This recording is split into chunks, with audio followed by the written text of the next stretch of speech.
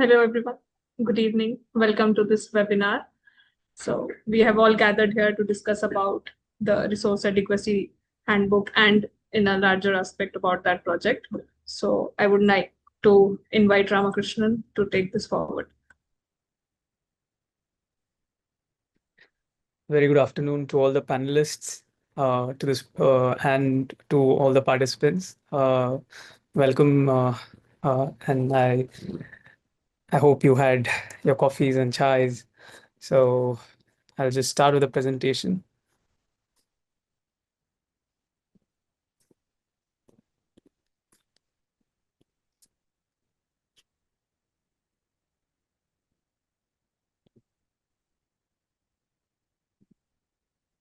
I hope everybody is able to see my screen. Yeah. Okay. Yeah.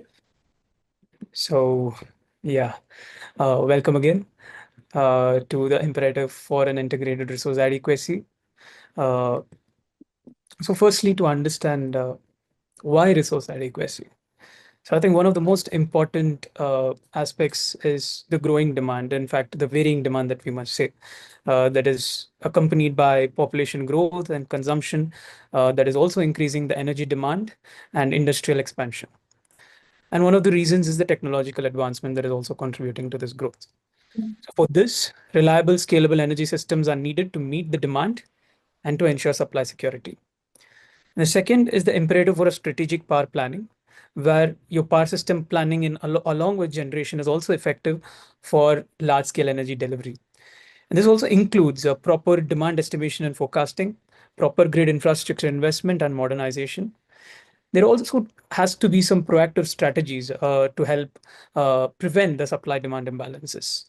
And these sort of imbalances, as we see, electricity and energy are mm, creating lives and livelihoods. So imbalances could also destabilize economies. And a very important factor at this crucial juncture is the clean energy transition that is happening. With the shift to renewables like solar and wind, there is going to be a lot of variability in the procurement of the primary energy that is required to produce electricity. So this sort of weather dependence creates unpredictability in energy generation. So that is where traditional grid management faces challenges. So for which we need systems that are reliable, flexible, and resilient. And this is where resource adequacy comes in. The idea of resource adequacy, where uh, the ensuring of power systems to meet peak demand at all times has to be done sustainably in a manner where there is a balance of grid and frequency and there is stability across the electricity supply chain. So this is the timeline of the resource adequacy metrics. As you can see in the 90s, 70s, and 80s, the traditional resource adequacy started off with the loss of load expectation. And by 1990s and 2000s, the shift was rapid towards enhanced metrics that measures magnitude and the shift to probabilistic measurement of resource adequacy. And by 2010, we had the emphasis on low frequency, high impact events, and also the comprehensive frameworks that are required across the supply chain. Some of the limitations of traditional resource adequacy is one is the siloed planning, your bulk power system planning that only focused on generation in response to outages that were happening.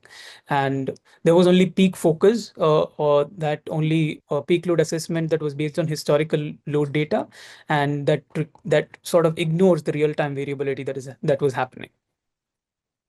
And also, there is no scope for flexibility or resilience because with growing renewables and growing varying demand, the assumption of steady supply or does not hold true. And it cannot adapt to the fluctuations coming in from renewables, also leading to voltage surges or instability.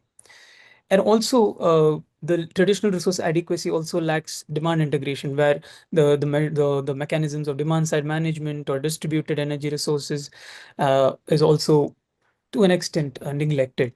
So I think the modern needs incorporate the rise of bidirectional flow of power and variable renewable penetration that is happening, and the evolution has reached to a point where systems planning requires a very holistic approach that integrates the various components of supply chain that ensures not only that not only ensures steady generation, but also adequate transmission and distribution infrastructure to deliver power supply to the final consumer.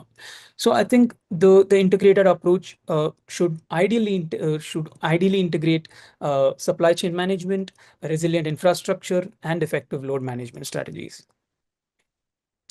I think this is where the integrated resource adequacy framework proposes to make a change. Because when you have a traditional resource adequacy assessment, there is a lot of complexity involved in planning and handling real-time needs and demand. And whereas the resource integrated resource adequacy assessment takes in more flexibility and comprehensive system coverage when it comes to resource adequacy. And this is the integrated resource adequacy framework that we have proposed, where we primarily consider demand assessment as one of the important aspects, where understanding long-term or short-term needs is also interlinked to the demand that is happening at various points in time. And this is also equally met by security of supply that includes components like fuel adequacy that ensures the fuel available to generate power, and followed by generation adequacy, the generative abilities of power plants to generate power, and the adequate network infrastructure that is required to transmission, distribution, and operations to ensure that the power supply is reliable to the final consumer. And to this IRA framework, we have electricity market also complementing. Even though we have the market in nascent stages in India, we think that the role of electricity markets will also make a great difference to the concept of resource adequacy. And we also have the measurement, the standards of reliability and resilience that runs throughout the system, ensuring balance between risk and uncertainties. And this is the IRA framework, the taxonomy that we have. And as you can see, we have refined, and also we have a sort of given some new terminologies. For example, we have operations adequacy, we have fuel adequacy, and generation adequacy introduced. As you can see, these are definitions that we have refined, and I can go through the handbook to understand more on the taxonomy of resource adequacy and its components. And these are some of the metrics that we have mapped with the literature that is widely available. I think we have used around more than 200 sources of literature to get to arrive at this. And we have also sort of compressed the entire universe of resource adequacy into 4 to 5 chapters. And I think we have tried to give justice to that also.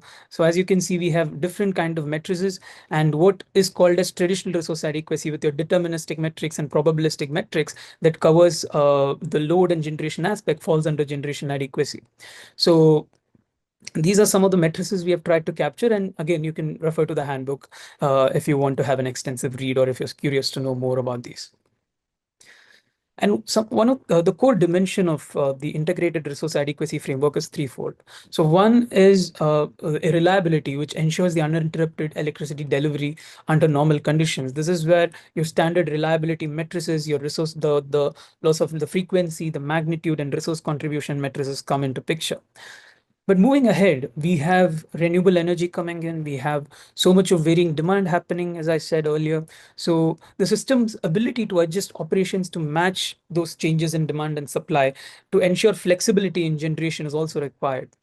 And the system should also be in a state where it has the ability to withstand the external events or threats that is happening in terms of weather or other uncertainties or the low frequency, high impact events. And that is the reason why we need resilience. And moving forward to achieve an ideal stage of resource adequacy, we have also tried to have what counts as an ideal stage of resource adequacy. The basic idea of resource adequacy would be the ability of the power system to ensure that there is sufficient generation, transmission, and distribution and storage resources available to meet electricity demand at all times. But At the same time, there is also extended reliability across the power system, because when you talk of resource adequacy in a particular component, when you talk of transmission adequacy, when you talk of operations adequacy, the reliability there alone will not ensure your resource adequacy at the supply chain level. So the advanced analysis of resource adequacy in countries could also include reliability and resilience in extension to basic resource adequacy. So electricity markets and resource adequacy, even though, as I said, in India, electricity markets are at a very nascent level. So one, to ensure resource adequacy is to understand the real-time signal, the market changes that are happening, the balancing and long-term procurement via contracts and supporting system adequacy that is happening. And in monetary terms, through price signals. So different market models and the regulatory models that are existing affects how resource adequacy is also ensured. And to complement this, there are also mechanisms like capacity markets, auctions, and forward contracts that are required to address the key issues of reliability and flexibility need in the real time.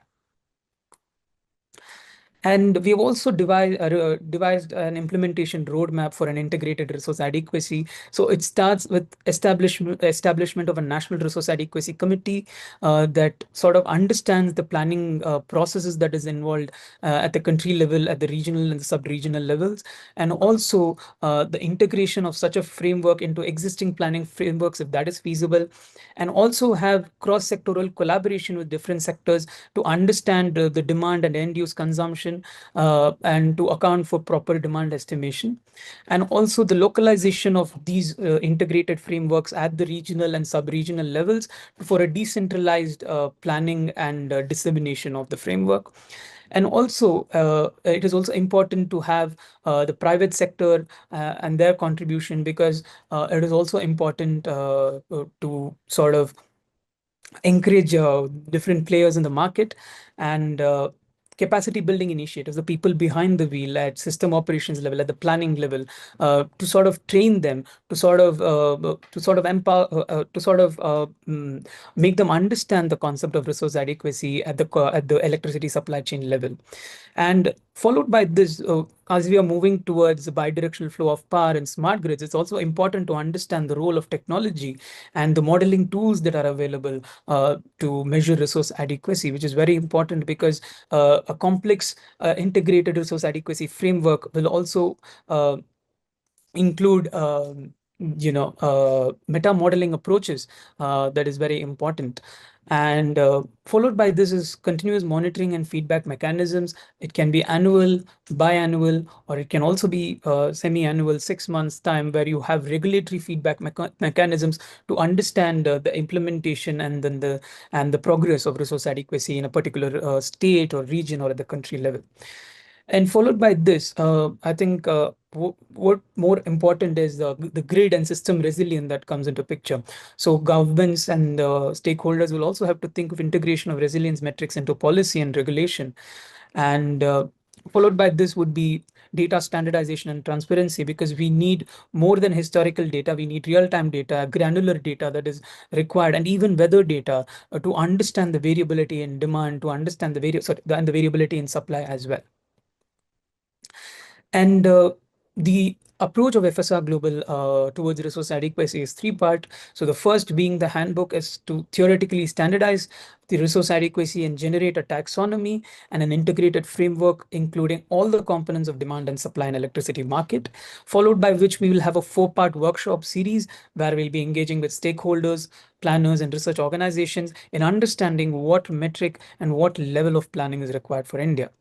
And in 2025 itself, I think in September or October, we will have a working group called Modeling India's Resource Adequacy, or MIRA, to understand the modeling approaches to resource adequacy, and will it what the amount of the feasibility of such a task. So that's that, and you can access the handbook. This is the QR code. Um, yeah, that will be it. Thank you very much.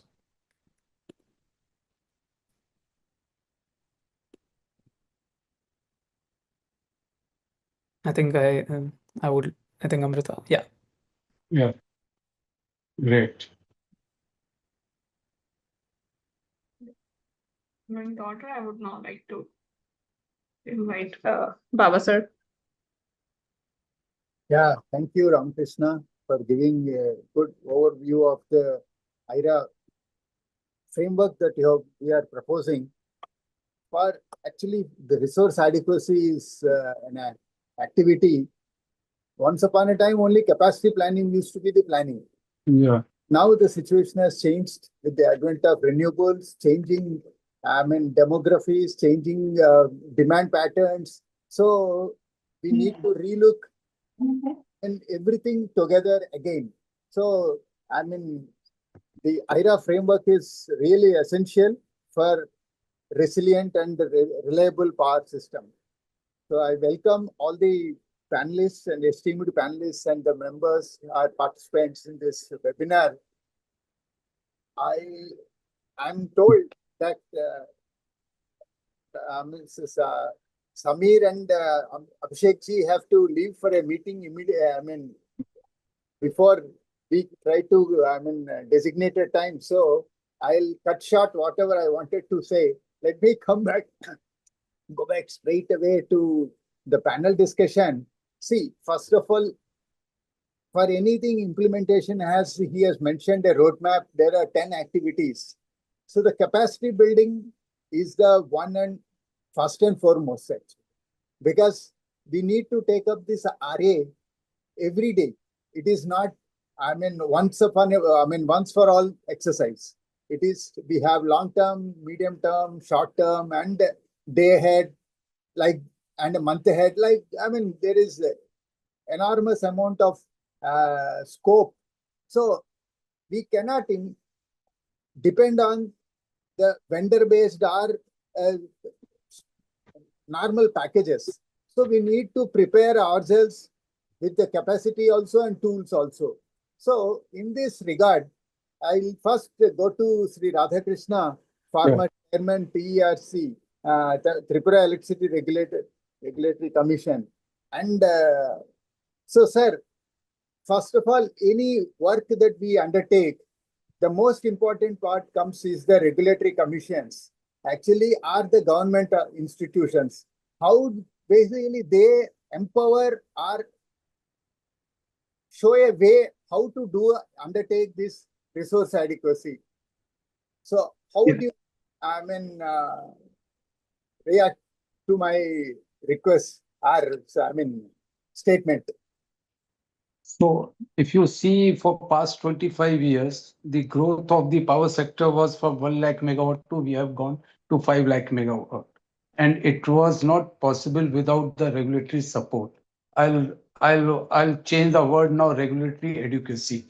So if you go through it, our solar mission or whatever the renewable energy promotions and even thermal power, power met, all things we have been in and out trying to support the stakeholders. And even at the consumer end also, the resource adequacy will need to be addressed it. I was just wondering, like we need to have like demand and supply for next 5 years, 10 years, 20 years, how the consumption level need to be increased in this country. I was just jokingly saying that from living room to kitchen, we need to bring the electricity from living room to kitchen. And that is not possible unless regulatory supports are in place. Today I'll tell you the power consumption, power peaking loads have coming at night, 12 o'clock, 1 o'clock night. So we need to address all those things because most of the ACs are there. The data centers are opening up. Last year we sold around 1.5 crore ACs. For a 50 crore houses, so every 50th person, every 30th person has bought one AC, but he has not replaced last ACs also. So this kind of a growth is also coming up, and we need, as a regulator, I was trying to promote all these things in a big way, in a possible way rather. I'll not say big way, in a possible way. Whatever the way I could make it out, I was trying to address the issues. So we need to like economics also to be considered, renewal also be considered, discoms have health also to be considered, and all this is not possible without a regulatory support right now. That is what I wanted to say about that. Thank you, sir. we require, I mean, just as a follow-up, because you said regulatory. See, the point is, we have made a lot of regulations at central level or a transmission level, but to show its real impact at the state level, so we need to take these regulatory provisions to the more granular level at the state level. See, ultimately, the resource adequacy has to be seen bottom up, not only the top down. So I feel so. What is your opinion on the granularity part of it? Like the That is- states, ultimately the more effective will be when it starts from bottom.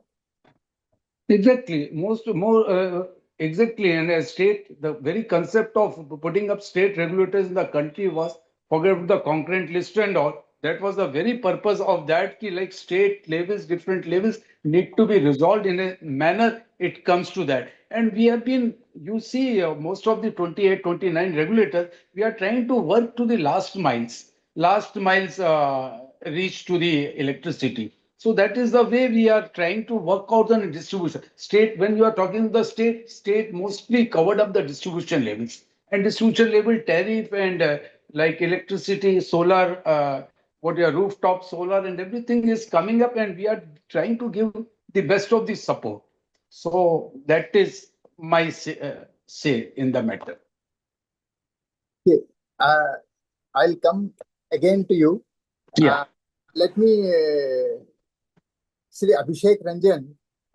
See, the most important aspect of the resource adequacy is while I always talk about the bottom up, demand assessment is the most bottom part of the resource adequacy. What is the present level of demand assessment in various states? See, scientifically it is being done, and how more effective steps that are required, and what is our capability of demand assessment actually? Thank you, sir, and thank you to the organizers and the FSR Global. See, demand assessment, you rightly said, is the key for a proper or the base for the proper resource adequacy. Now, we talk about two kinds of demand. One is the total demand, and there is the net demand. The net demand is nothing but the total demand minus the embedded generation, which is maybe rooftop solar generation or whatever generation is embedded within the distribution network. In Delhi, you also have waste to energy plants as well.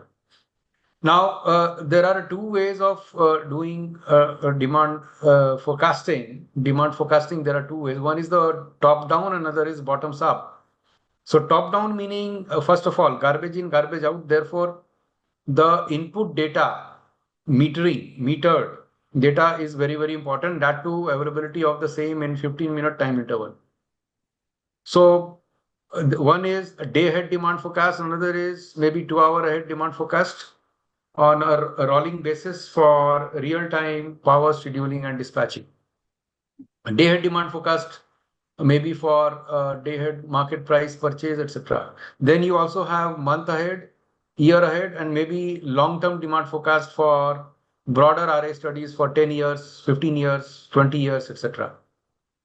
Now I'll start from the real-time, that is 2 hour ahead demand forecast and day-ahead demand forecast. Mainly the availability of the SCADA data, and apart from that, the ABT meter data, which determines the input.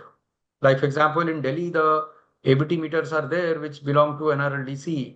And for us, the DISCOMs, the ABT meter belong to Delhi Transco Limited, which is ST. So availability of the data in 15-minutely format is the first and foremost prerequisite.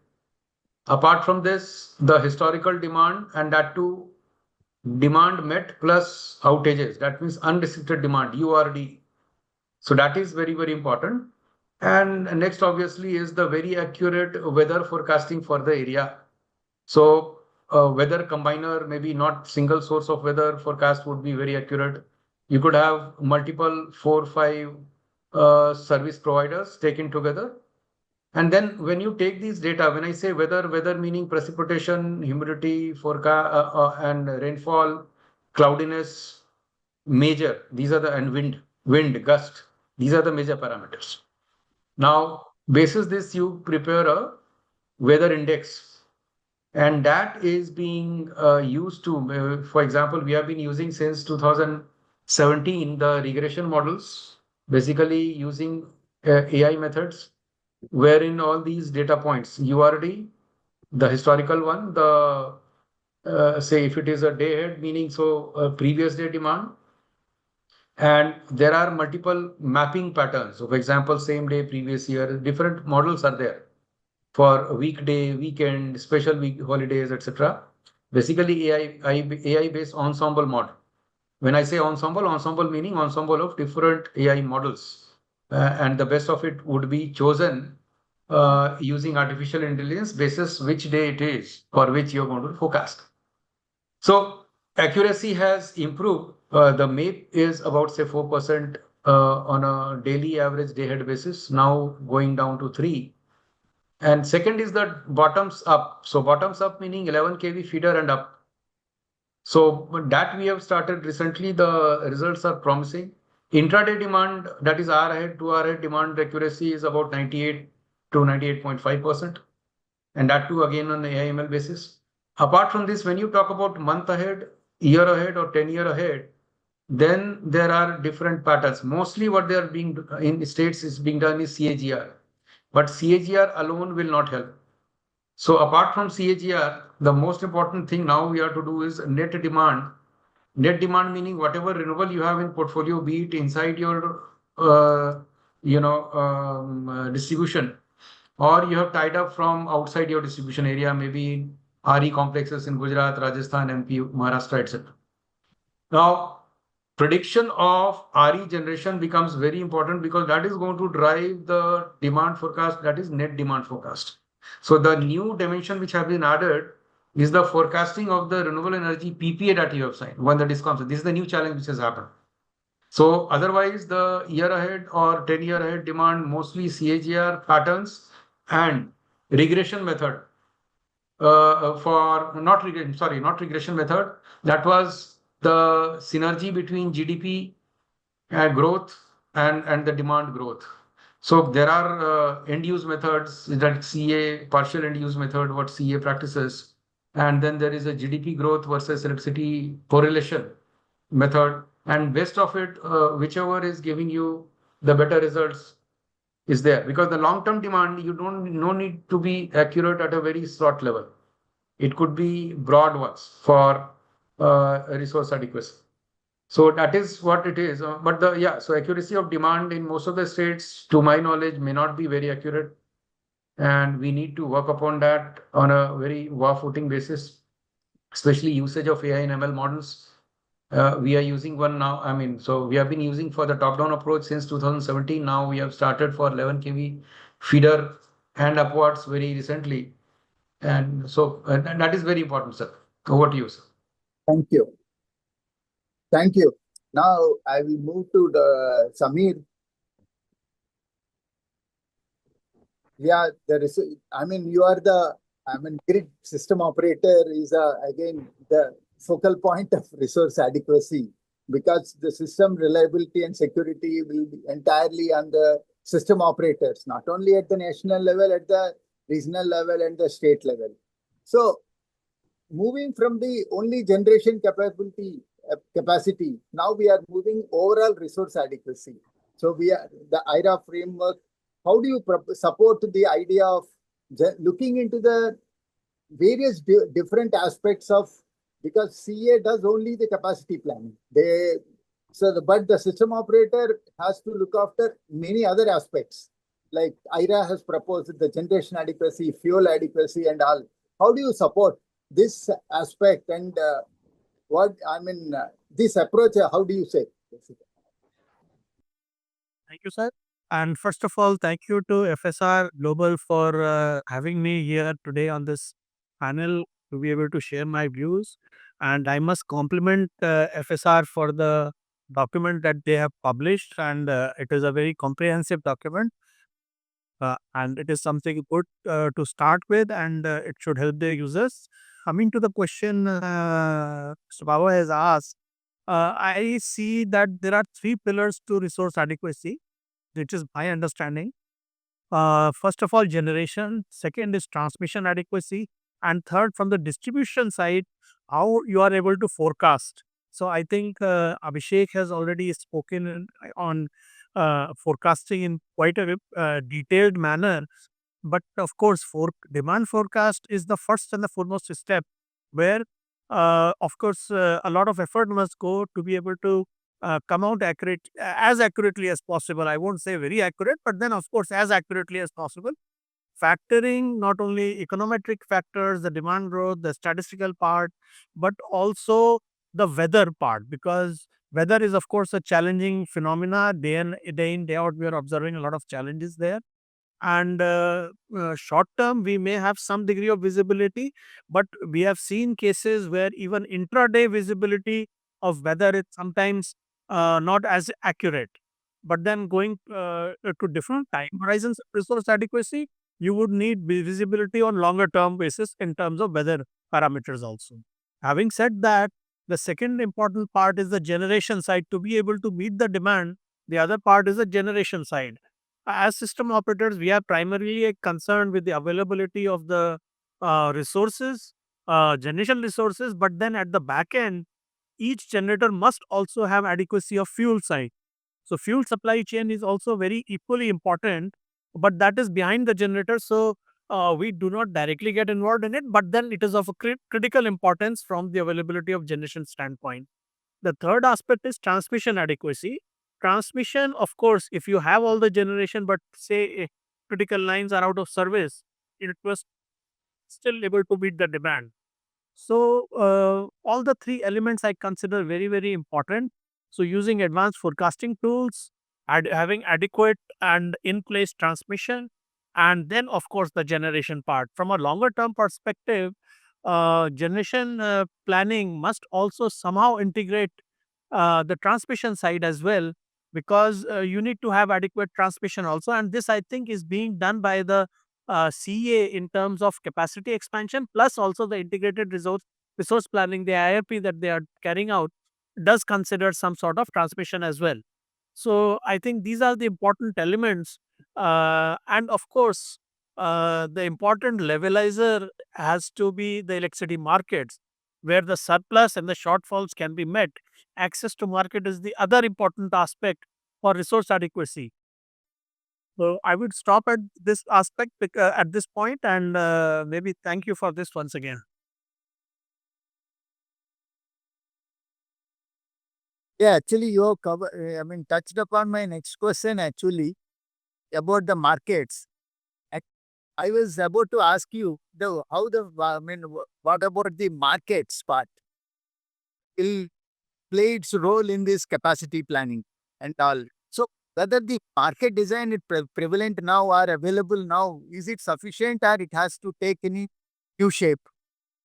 What people say is that the world design is a continuously evolving process. We cannot say that we have reached there, and this is the ultimate that has happened. We have recently introduced a resource adequacy initiative in multi-year horizon CAs for a 10-year horizon, and we are doing it as system operator for 1-year horizon. But then entire time frame is we need products, we need access to markets to be able to procure capacity in case we are shortfall, or sell capacity. Either way, if we are having any kind of surplus. So different time horizons, we should have market mechanisms and products available for that. And of course, there has been a lot of discussion happening around the possibility of capacity markets. What kind of capacity markets are required in the short term horizon? Maybe existing capacity can participate, but going forward in a longer term horizon, if we need capacity expansion, then new capacity must also get built. So access for that is also required. So market mechanisms have an important role to play.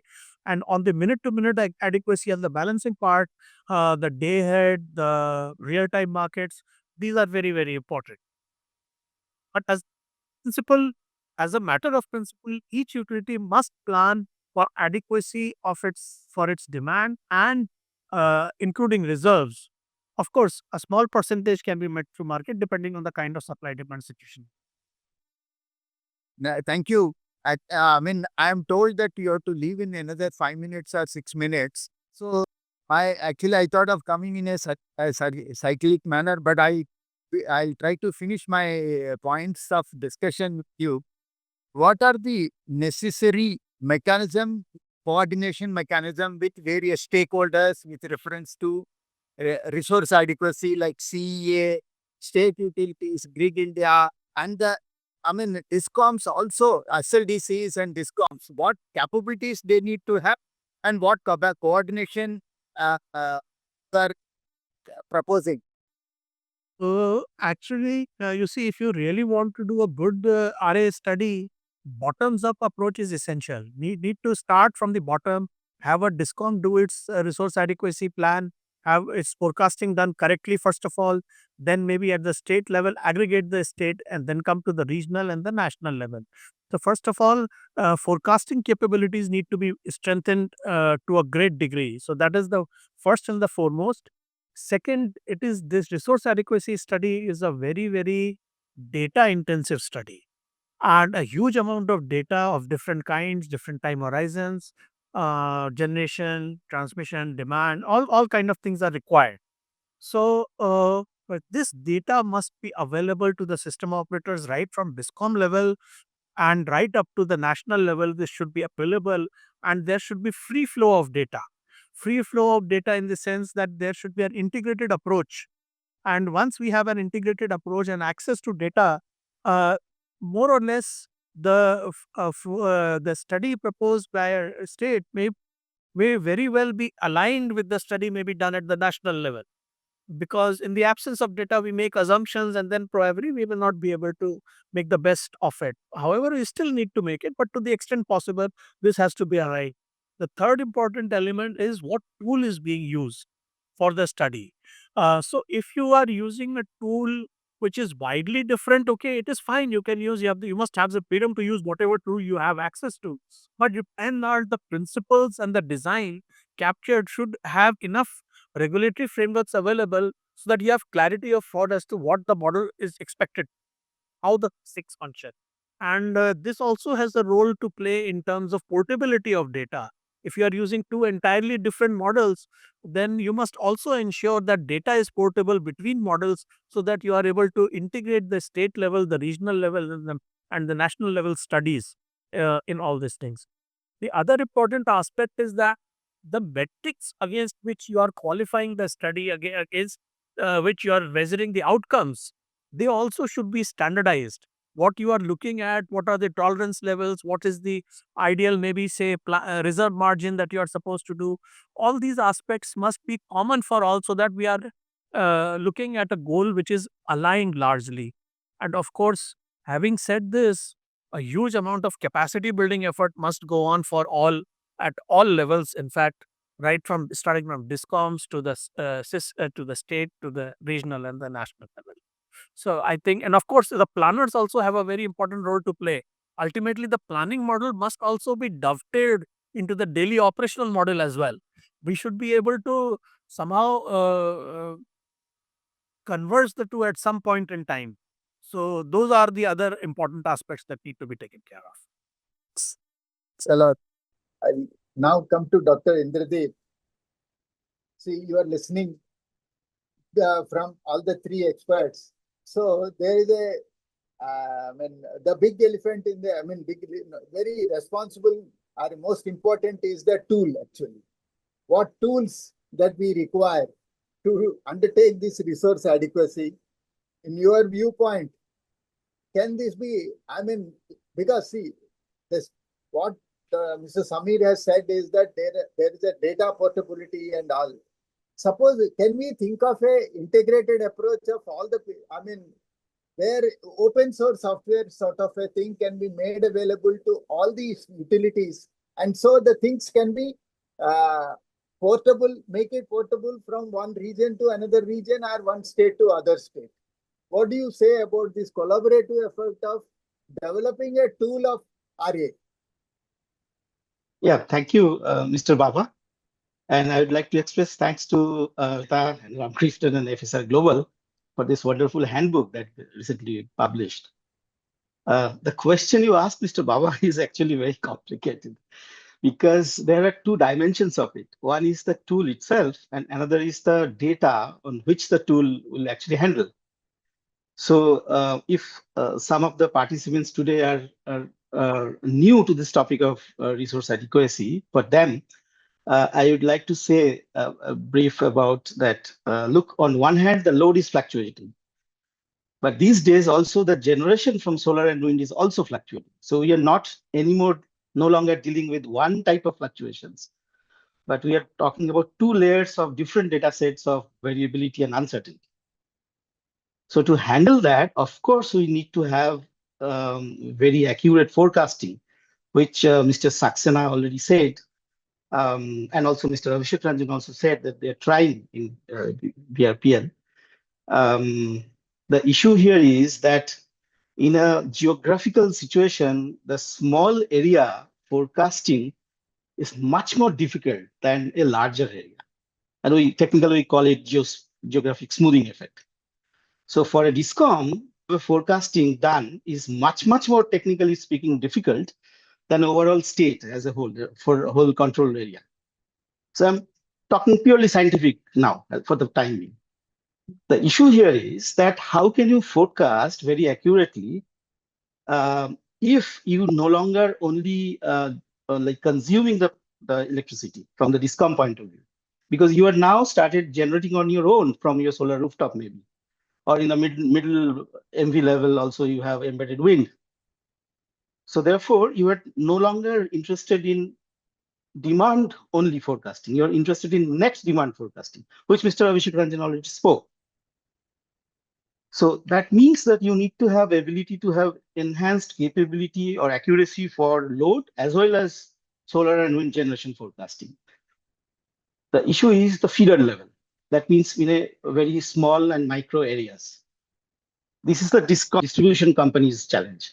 But on the other hand, if you think about national level or at least the state level, the SLDCs, for instance, they may not be that much of directly interested for internal and small and micro feeder level. They need to know their control area, the whole state.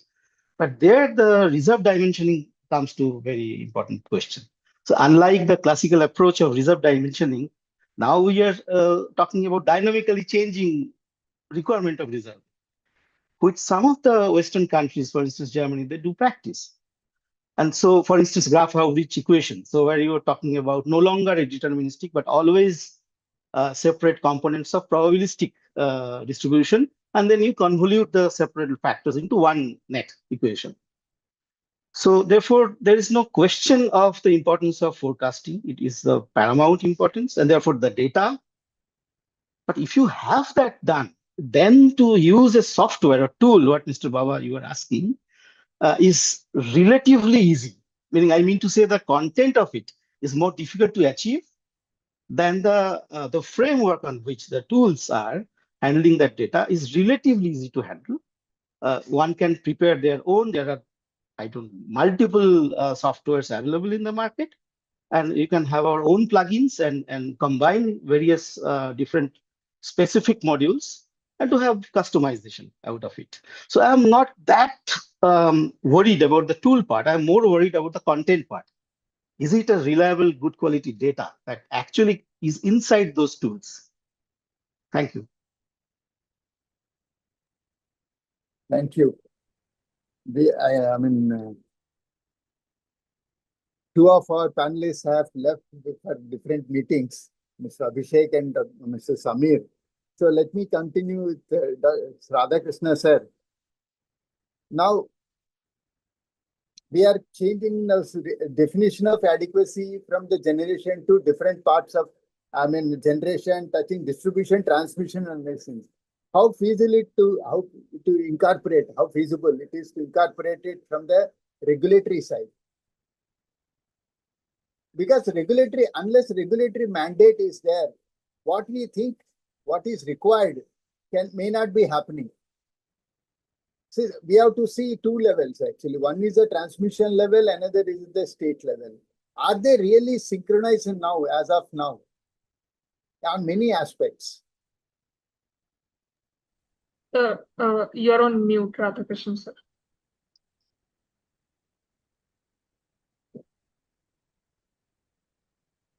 In your phone, there would be a mic icon, sir. If you click on that.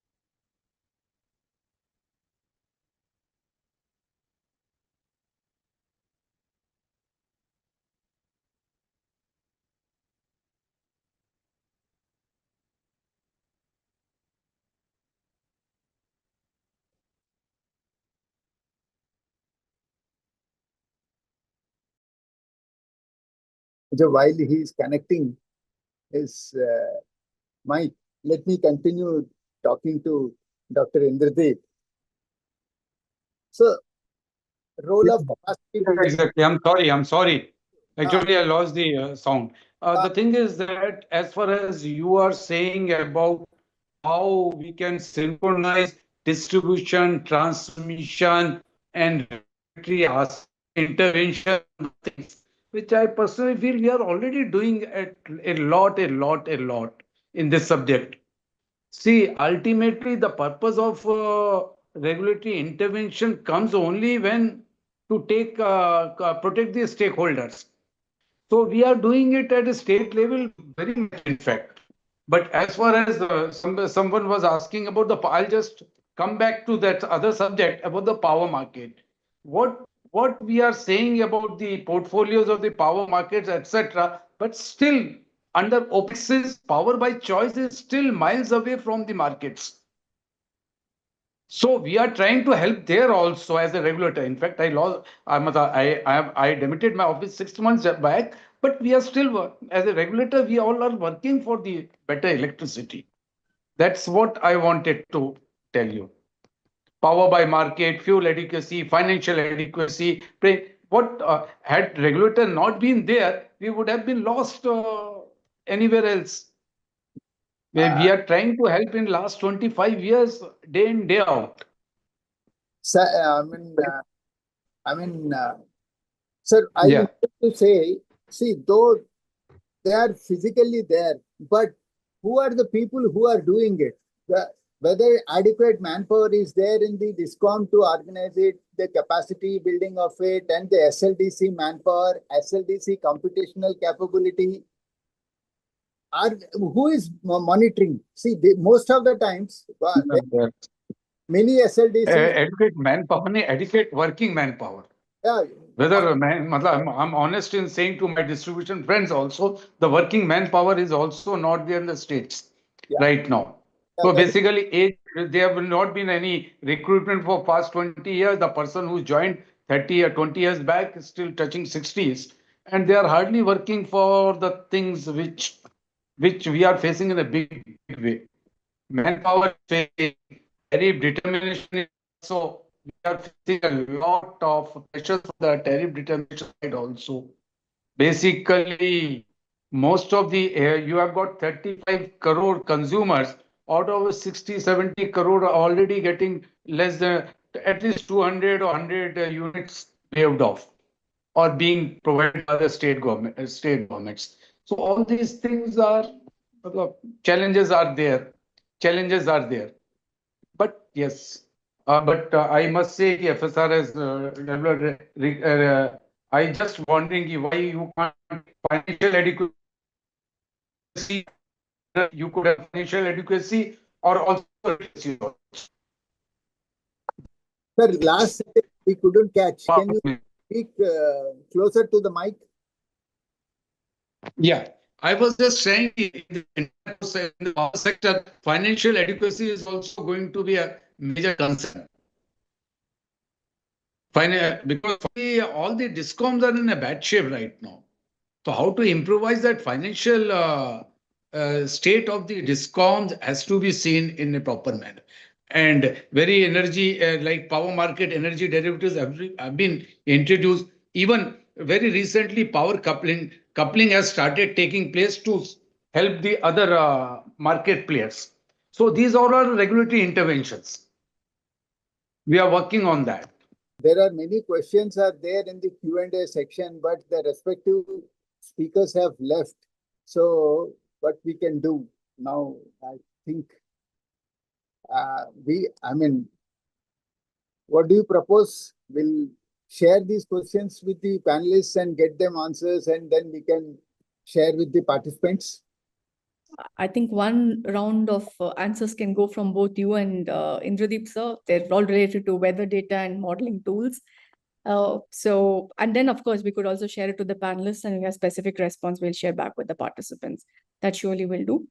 But I do see a few questions on, I think, what weather data are we using? Are we able to utilize, I think, Codex data from IIMD for the weather patterns? And I think there's a couple of questions on do we have a mapping of what tools are being used at the different levels, be it at the grid or utility level? If yes, then how frequently are they being used, and what are the scenarios they do consider? So maybe first two questions on that, and then probably Ramki, we can come back to some of the other questions. So Indradeep, probably you would like to answer those. Yeah, gladly. If you can again read out which one is there? 9 questions, I see. I think the first is from Vijay P. Are you utilizing the Codex data from IIMD for weather patterns? Basically, what are our weather data sets that we can use? Yeah, so actually, as per the regulation, the power generating stations and pooling substations, they need to have the scheduled, meaning forecasted information. So generally, they deploy and employ or engage with external forecasters, commercial forecasters. So every forecasters have their own style and method of processing the data. So there is no generic answer to it, basically.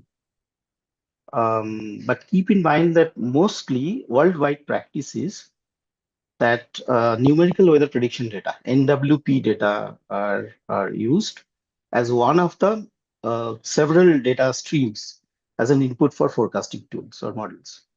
I'm talking about the general forecasting, for instance, wind and solar generation forecasting.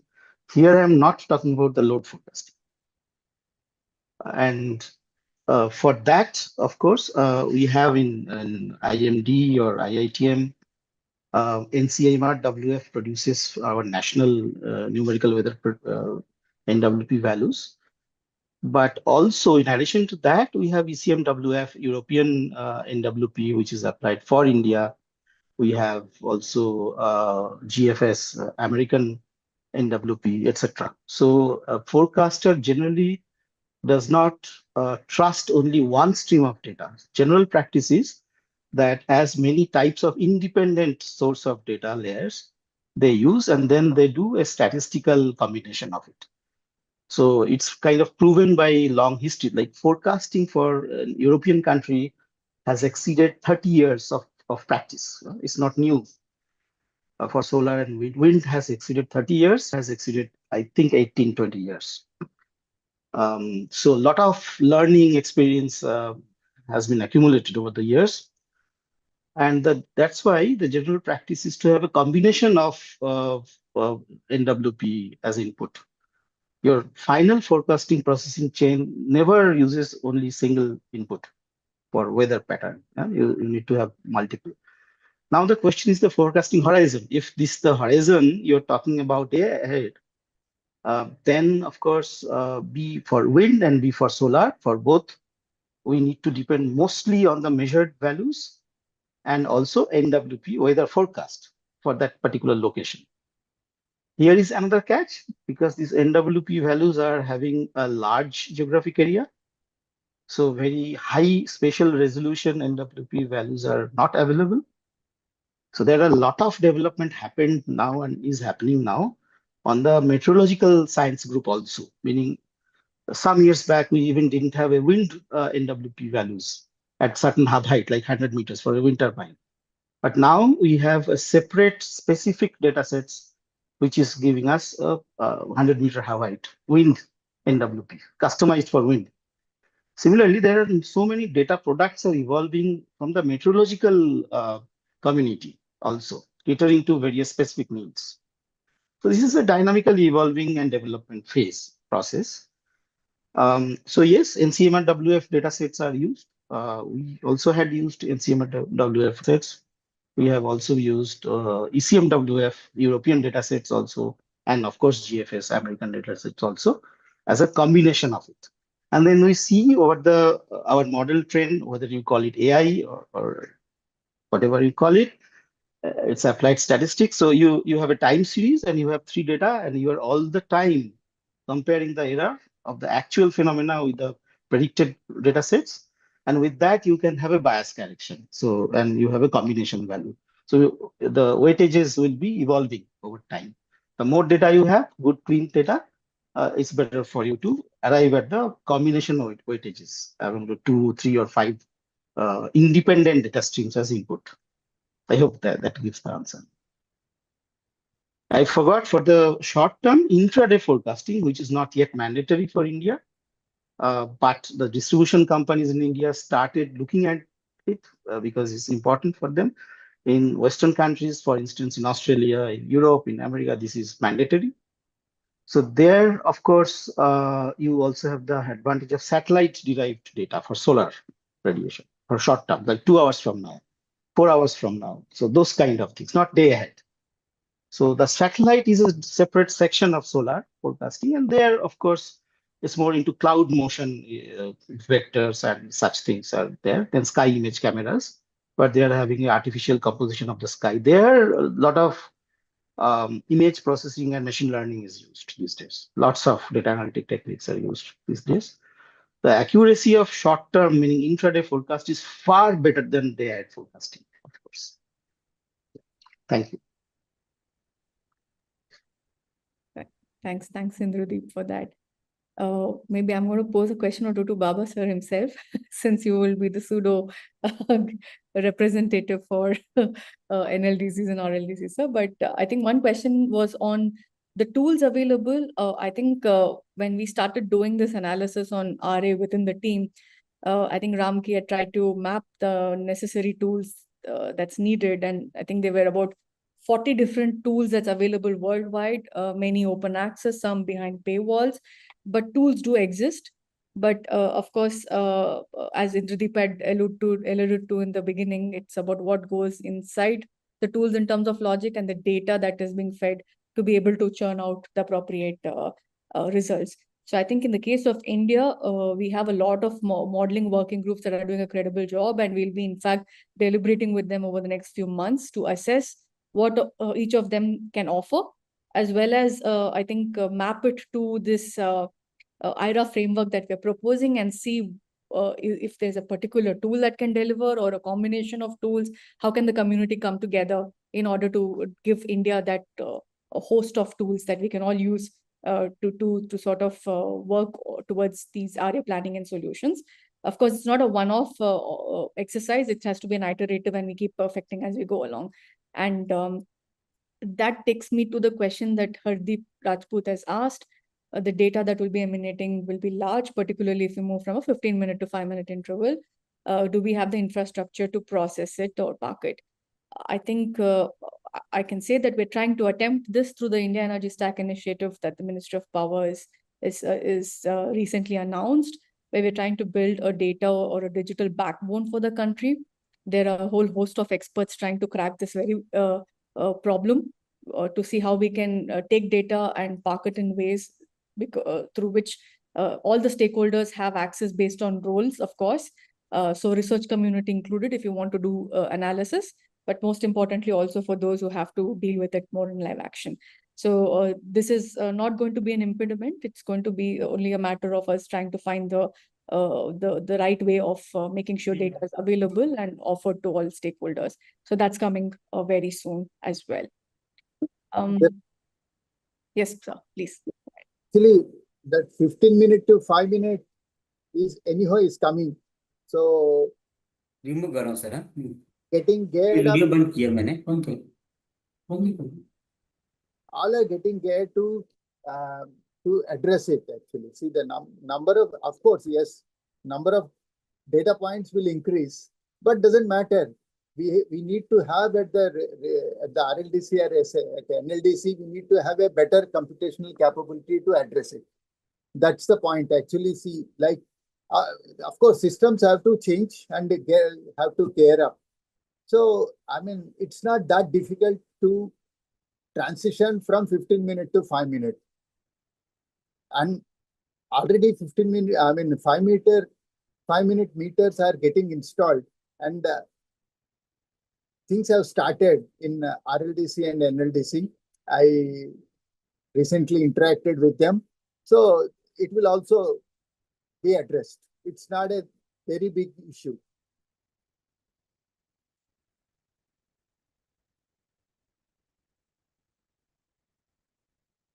That's all. I think, Baba, so there's a question from Suni sir.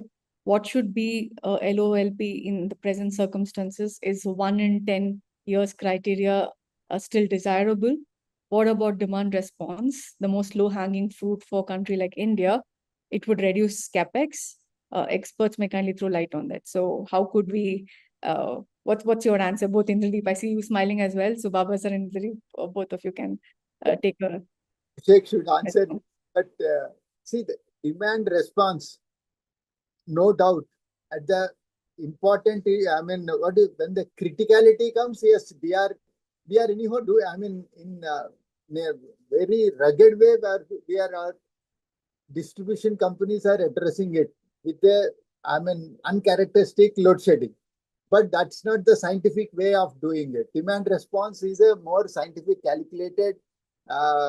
So I think once we get this DSO and the aggregators will come into picture, then that exercise also will become and now we don't have the aggregators pulling up this demand and participating in the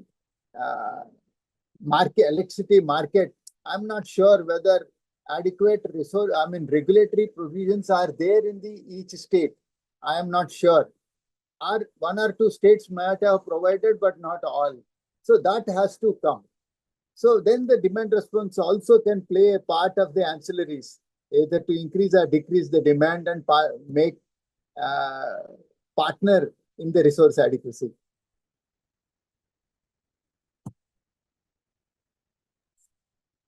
Indradeep, you want to augment? Not much, because Suni sir knows the best. The question is that demand response, where is the awareness in the general public? So I think that the first step is to increase or find a method to increase the awareness about demand response to the consumers. And this is a significant roadblock, I think. It's my personal opinion. But on the other hand, the flexibility as a package or flexibility as a metric, a demand response can be, of course, embedded into that, and the whole market could be designed in such a way. But actually, demand response has non-homogeneous manifestation or experience worldwide.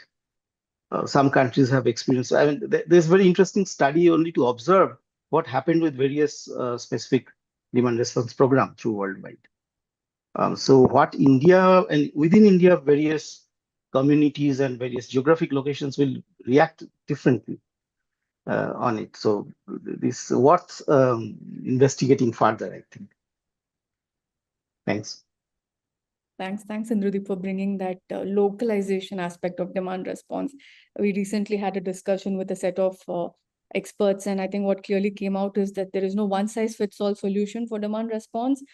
Even a state cannot have like a common demand response objective. Each city would react differently based on its consumption patterns and the demographics and the local activities that are there. Some discoms have a focus more on CNI consumers. Some discoms have more focus on residential. That's again driven by some of these behavioral aspects of its population, as well as some of the policy interventions that's driving those behavioral aspects as well. So I think there's a group of think tank communities that are working towards understanding these behavioral patterns, as well as to see how we can develop these nudges to get consumers to become more active. So I think that's just started off in the country. So I think at least the research community is thinking actively, and regulators as well as policymakers are participating in trying to shape that. So hopefully we'll have something more lucrative to show on that from the community at large. I see Suni sir, thanks so much for your compliments, sir. It took 1.5 years for us to synthesize that universe. So coming from you, I take it with like a badge of honor. Definitely, I think the link for the publication has been placed in the chat. For those of you who would like to access the handbook, if you miss it out, not to worry, we will also share this as a response to the participants in this webinar to be able to access it via email as well. I see there is a question on role of capacity markets in resource adequacy planning. I think would the moderator and speakers like to take a quick reaction to that? I think Mr. Samir Saxena has already touched upon in his response. Capacity market would be required, and I think power market regulations has made a mention of capacity market in the recent one.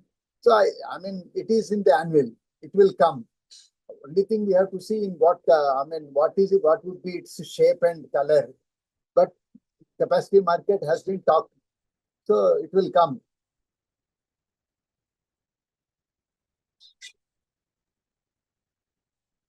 Indri, anything from you?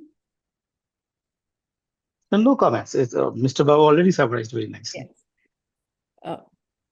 Perfect. I think there's another question on visibility of rooftop solars in urban and how can that be factored into demand forecasting and planning. I think a lot of speakers also alluded to the fact that visibility and observability of these assets is the first and foremost challenge that we need to address. And I think this will come in when through the entire digitalization wave that the country is taking up, particularly with smart meters, as well as a lot of exercise that discoms are trying to understand for behind the meter assets. So I think there's on one side, the industry and the ecosystem is trying to see how we can standardize. On the discom level, they're trying to see how to have registries of these different things, so that visibility could be used to one plan at the local level. Also see if we can share those registries with upstream planners so that they can also call upon these services as and when. So I think going forward, as more DERs come in and more flexibility comes in, aggregators and other new roles will emerge. And I think regulation is also, as previously mentioned by the former regulator, that would also come in to adapt to these new times that's coming in. So I think it's work in motion, but a lot of pilots have happened. But I think now it's going to move towards more fruitification of that into real-time regulations. So can I spout it a bit? Here it comes. Yes, please. Once the DSO comes into picture, I mean, so that is why I was mentioning. Actually, I was thinking to Dr. Mr. Radhakrishna about DSO, but he could not be available for a comment on it. Actually, distribution system operator, once he is there, these things will definitely get. So first of all, the aggregation also will be there. So I think the DSO, I mean, creation or establishment of DSO is very, very essential at this stage. I think there was a big report on research done by IIT Delhi along with the Terry and under the project of USSS. Mr. Soni was also there, part of the member of that committee who gave the recommendations on the implementation of DSO. I think let's hope things will be implemented at the earliest. Indradeep, you were also reacting. Please go ahead. Yeah, thank you. I would like to highlight that, Shweta, what you commented, this is on the infrastructure side, more metering, more registration, the knowledge and data should be there. Now there is no visibility. This is one important step. There is another step required, which is how the behavior of the solar rooftop, or that means the output production of the solar rooftop, will emerge. Think that in a city, a moderately medium size or large city, is spread across many square kilometers. So at a given point of time, when the cloud is moving, then the generation from the solar rooftop is very micro phenomenon. And this is the exact problem where a lot of discoms in Western world are actually facing. And therefore, for instance, I can give you an example of, let's say Germany, for instance. I know several discoms, they have like a network of 35 to 50 sky image camera, like a network of sky image camera, where they are observing for a short-term horizon, below 15 minutes time, that what is the likelihood of the PV power output from the fleet of the all PV rooftop. Now the question is, if you disaggregate it into the feeder level, then suppose feeder has n number of finite rooftop, and as you said, then there is a registry. We know how many and what are their types and etc. And you have a machine learning model, for instance. So you can, if you have the input information of weather, short-term weather fluctuation using sky image camera or other technologies, then it is also possible to have, like 15 minutes or 10 minutes in advance, a knowledge or information that can be calculated that what is going to happen. And this is actually now, I would not say embedded into all discoms in Western countries, but I have seen some advanced discoms who are already doing it. So such things will also emerge. This is more technological intervention, I would say. So for short-term behavior, this kind of intervention will be required. Now, on the other hand, at the moment, there is no state estimation also for discoms. So therefore, a lot of trial I have seen in middle of Germany, in England, in certain portion of California, where they're trying to have AI/ML based approach for approximation of the state estimation. It's not accurate estimation. They're replacing the expensive capital cost for installing a state estimator for discom by approximation in AI/ML tools. So as a combination of all such interventions, I think that the future will emerge in that direction, I think, for the distribution sector.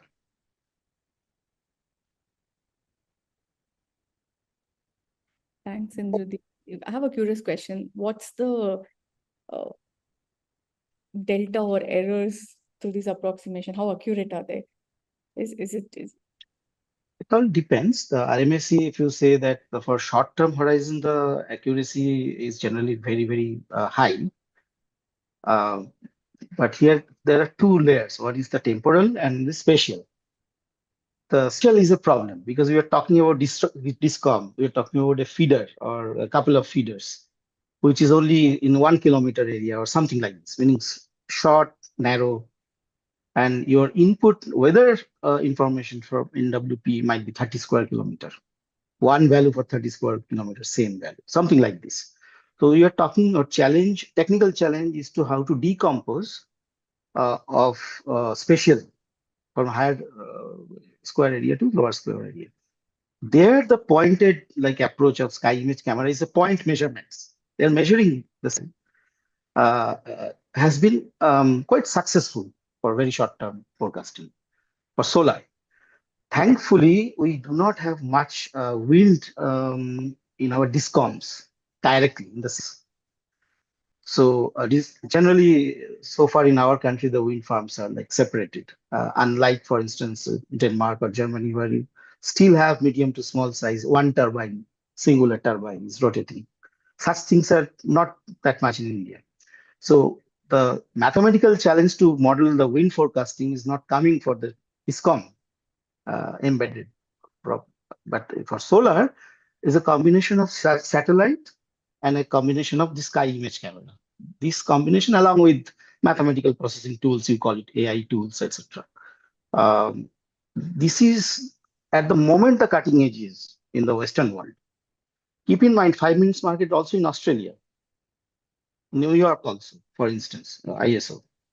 So, and if you see the history of last 5 years in Australia, significant solar rooftop penetration is there. Then they are doing the forecasting for 5 minutes in the distribution grid. Just an example. And what is their experience, for instance? So all these things will emerge. I'm very optimistic that in India, it will also have pretty good and will not do mistakes. We will also already have certain knowledge from other countries' situation. We will have a little bit leapfrogging. Yeah. Okay. Thank you, Mr. Indradeep, for patiently giving responses to all the queries. I think we can wind up. Maybe just one or two remarks, Baba sir, then I give you the floor to conclude. I see some more questions on the how parts of the frameworks. I think that's the next step. What we have done as a first step is to identify the what. That in itself is a large list that we have. So we have presented a menu of options for all of us. Now what we need to do is take that menu of option and identify the how for each country, because the local dynamics would determine the how part. So that's the next step. And as a first step, we are going to do that for India with the Indian stakeholders. So we will collectively be able to come up with the India-specific IRA framework that can help us address the how, what should be those matrices that we should take in if it were to be reliability or resilience. And then there was also a question about how do we model this once we decide the how. Definitely, that's the third aspect of the program that we want to do, which is to work with the modeling community to identify the modeling complexity or capabilities and what are the needs of this, so that we can share that information through peer learning and be able to come up with a more suitable handbook on exactly how to model this if you were to do this for the case of India. So that's in the pipeline. All of this good work takes a lot of iterative process. So that's what we intend to do over the next months or even a year, and continuously improve that through the loops. So that's, I think I have addressed most of the questions. There's one on third-party demand response agencies in India. Intuitively, I would say yes, because all of the different loads behind the meter might not be big. So you need to be able to bring in, to aggregate, also to participate on the time blocks for anybody to call upon those as a flexibility measure. So I think third-party business models will emerge as soon as regulation gives the right kinds of signals. So I think it's not too far away in the future from what I sense from both the DISCOM and the regulatory ecosystems. So I think with that, we've taken in almost all the questions from the audience, but if you have more questions, so you can reach us through email, through LinkedIn, through Instagram, whichever channel suits you, and through to the experts also directly. We'll be happy to engage in this continued exercise. And I'll give the floor back to you, Baba sir, to conclude today's discussion and close it. Thank you, Shweta. And the most important point is that we need quick enablement from the the regulations and the capacity building, bottom up demand assessment. Actually, Abhishek has explained, given the status of Delhi, Delhi is much better place or a position compared to many other states, where a lot of bulwark is still remaining yet to be done from the demand assessment. That's a big task that each state has to take, or each DISCOM has to undertake. So the sooner the demand assessment is made perfect, or we can't make anything perfect, but we have to keep on improving every day. Then the adequate training, adequate understanding. Basically, we have to appreciate the subject and understand the processes and make it happen on a regularly and rhetorically, very, very sincerely. When we say regular, simpler, and sincere. So these three are very essential for any improvement in the present scheme of things. So let's hope all will get geared up and see that how our power system will be more reliable and resilient with the IRA framework. So thanks a lot to all the participants for being with us for so long. Thanks a lot. Over to you.